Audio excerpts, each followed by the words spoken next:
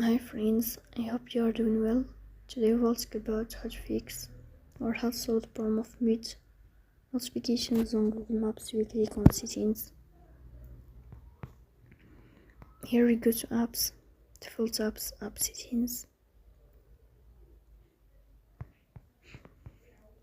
Here we go to Maps or Google Maps.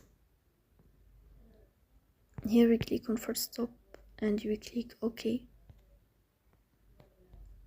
Then we'll enter to storage. Here we click on clear cache. In the end, you will turn off your phone and you will wait a moment to restart your phone again to fix that problem.